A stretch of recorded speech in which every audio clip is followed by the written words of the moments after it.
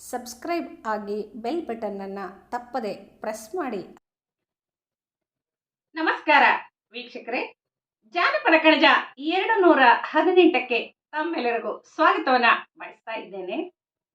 ಉತ್ತಿ ಬಿತ್ತುವ ಮಂತ್ರ, ಉತ್ತಿ ಬಿತ್ತುವ ಮಂತ್ರ, ಬಿತ್ತಿ ಬೆಳೆಯುವ ಮಂತ್ರ.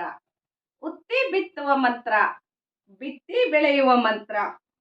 ಸತ್ಯ ಶಿವ ಮಂತ್ರ, ನಿನ್ನ ಹೆಸರು ಬಸವಯ್ಯ. ಸತ್ಯ ಶಿವ ಮಂತ್ರ, ನಿನ್ನ ಹೆಸರು ಬಸವಯ್ಯ. ಮತ್ಯಾದಳು ಮಂತ್ರ ಜೀವನಕ್ಕೆ, ಮತ್ಯಾದಳು ಮಂತ್ರ ಜೀವನಕ್ಕೆ. ಜನಪದ ಸಮಾಜ ಬಸವಣ್ಣನನ್ನ 12ನೆಯ ಶತಮಾನದ ಒಂದು ಕಾಲಘಟ್ಟದಲ್ಲಿ ಏನು ಒಪ್ಪಿಕೊಂಡು ಆ ಅಣ್ಣ ಬಸವಣ್ಣನವರ ಒಂದು ಆಶಯಗಳನ್ನ ಬಳಸ್ಕೊಂಡ್ರಲ್ಲ, ಅದು ಇವತ್ತಿಗೂ ಸಹ ಅಕ್ಷರಶಃ ಸತ್ಯ. 12ನೇ ಶತಮಾನದಲ್ಲಿ ನಡೆದ ಆ ಒಂದು ಕ್ರಾಂತಿ ಏನಿತ್ತಲ್ಲ, ಆ ಒಂದು ಸಂಘಟನಾತ್ಮಕ ತಳು ಸಮುದಾಯದ ಜನ ಎಲ್ಲ ಎದ್ದು ಮುಖ್ಯವಾಹಿನಿಗೆ ಬಂದ್ರು, ಅಕ್ಷರವನ್ನ ಅರಿತರು, ವಚನಗಳನ್ನ ಕಟ್ಟಿದ್ರು. ತಮ್ಮ ಕಾಯಕ ನಿಷ್ಠೆಯನ್ನ ಇಡೀ ಜಗತ್ತಿಗೆ ತೋರಿಸಿರ್ತಕ್ಕಂತಹ ಆ ಒಂದು ಸಮುದಾಯಗಳೇನಿದಾವಲ್ಲ, ಆ ಎಲ್ಲ ಸಮುದಾಯಗಳು ಕೃಷಿ ಮೂಲ ಸಮುದಾಯಗಳು. ಕಮ್ಮಾರ, ಚಮ್ಮಾರ, ಬಡಗಿ, ಅಕ್ಕಸಾಲಿಗ ಇವರೆಲ್ಲರೂ ಸಹ ನೇಕಾರ, ಇಂತಹ ಸಮುದಾಯಗಳು ನಾ ಮುಂದು ತಾ ಮುಂದು ಅಂತೇಳಿ ಅನುಭವ ಮಂಟಪಕ್ಕೆ ಬರ್ತಾರೆ. ಆ ಸಂದರ್ಭವನ್ನ ಇಟ್ಕೊಂಡು ಅಲ್ಲಿರ್ತಕ್ಕಂತಹ ಮೌಲ್ಯಗಳನ್ನ ತಮ್ಮ ಬದುಕಿನಲ್ಲಿ ಕಟ್ಕೊಂಡಂತಹ ವಚನಗಳು ಇವತ್ತಿಗೂ ಸಹ ನಮ್ಗೆ ಸಿಗ್ತಾ ಇದ್ದಾವೆ. ಇದು ಒಂದು ರೀತಿಯ ಆಗಿನ 12ನೇ ಶತಮಾನದ ಒಂದು ಚಾರಿತ್ರಿಕ ದಾಖಲೆ ಅಂದ್ರೆ ತಪ್ಪಾಗ್ಲಿಕ್ಕಿಲ್ಲ. ಉತ್ತಿ ಬಿತ್ತುವ ಮಂತ್ರ, ಬಿತ್ತಿ ಬೆಳೆಯುವ ಮಂತ್ರ. ಯಾವ ಮಂತ್ರ ಅದು? ಬಸವ ತತ್ವದ ಮಂತ್ರ. ಹುತ್ತುವಾಗ ಬಿತ್ತುವಾಗ ಅದೇ ಮಂತ್ರ, ನಮ್ಗೆ ಇನ್ನೇನು ಗೊತ್ತಿಲ್ಲ. ಅದೇ ಕಾಯಕ, ಅದೇ ದಾಸೋಹ, ಅದೇ ಸಮಾಜದ ನಿರ್ಮಾಣ.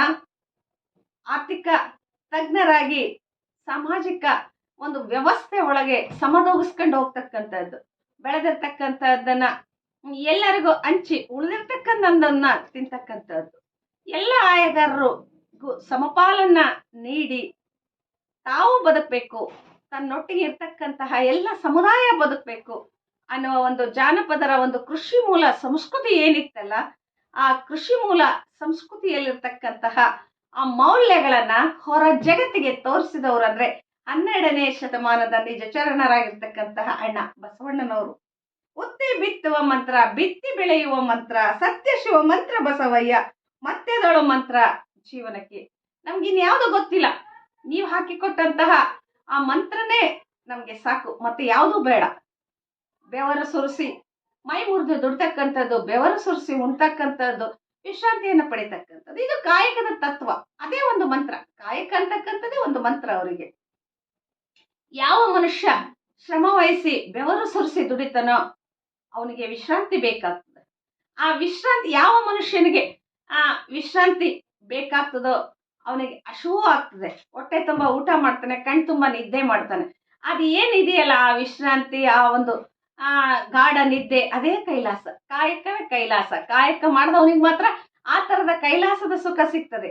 ಏನು ಮೈದಣಿದೆ ಉಂಡು ಕುಂತವನಿಗೆ ಆ ತರದ ಕೈಲಾಸದ ಅನುಭವ ಕಾಣ್ಲಿಕ್ಕೆ ಸಾಧ್ಯ ಇಲ್ಲ.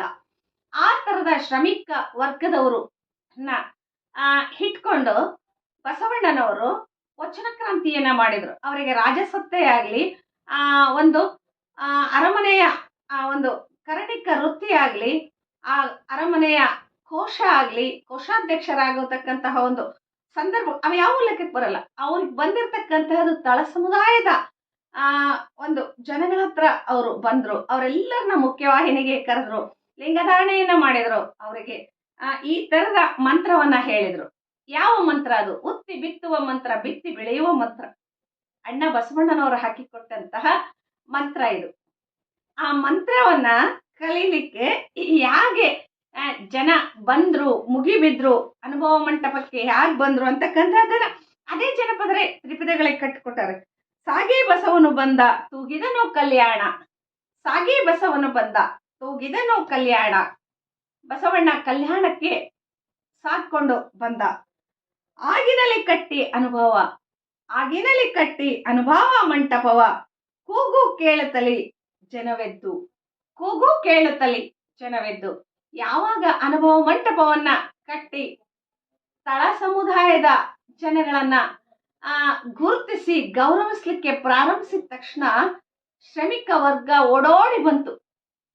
ಎಲ್ಲೆಲ್ಲೋ ದೂರದ ಊರುಗಳಿಂದ ಬಂದು ಅನುಭವ ಮಂಟಪದಲ್ಲಿ ಚಿಂತನ ಮಂಥನವನ್ನ ಮಾಡ್ತಾ ಅವರ ಒಂದು ಶ್ರಮದ ಬದುಕಿನ ಒಂದು ವಿಶ್ರಾಂತಿಯ ಸಮಯ ಅಂದ್ರೆ ಅದು ವಚನ ಕಟ್ಟುವಿಕೆ, ತ್ರಿಪದಿಗಳನ್ನ ಕಟ್ಟುವಿಕೆ.